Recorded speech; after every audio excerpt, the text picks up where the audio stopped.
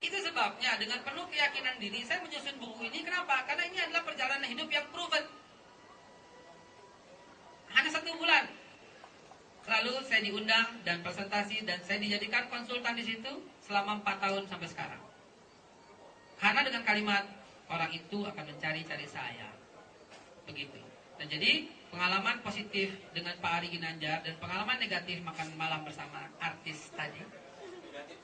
Yang negatif lah Pak. Iya.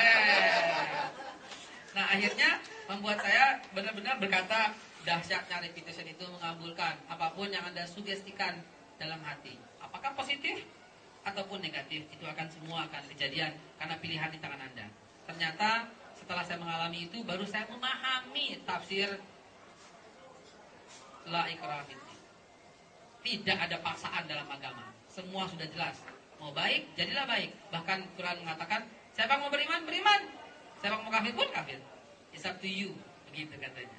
Kenapa it's up to you? Karena repetition akan mengabulkan baik positif maupun negatif yang Anda ulang-ulang dalam pikiran. Iya, sangat bagus sekali ya. Jadi repetition itu mengabulkan, sangat penting. Kemudian juga sangat berhubungan dengan sugesti. Ini ada sebuah permainan ya. Bahasa Inggrisnya sutra itu apa ya? Silk. Mari kita bicara silk 5 kali. Silk, silk, silk, silk. Sekarang di eja.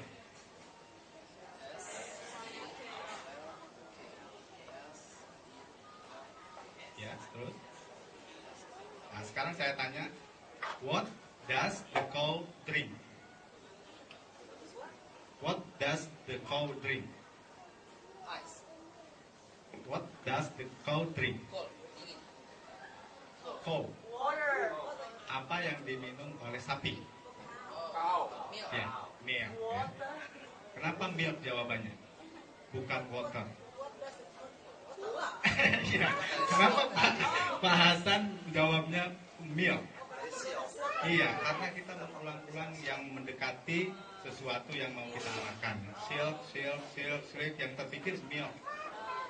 Pada pertanyaan saya, apa yang diminum oleh sapi?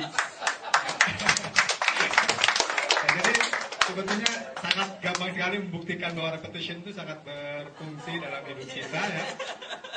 Ini masih ada 1/4 jam lagi dan saya pikir tidak boleh mubah, tidak boleh mubadir, harus ada pertanyaan. Ayo, dari siapa sekarang? Ini mbak yang paling anteng kayaknya dari pagi ya. Sebelum buka Pacific Place sudah ada di sini ya.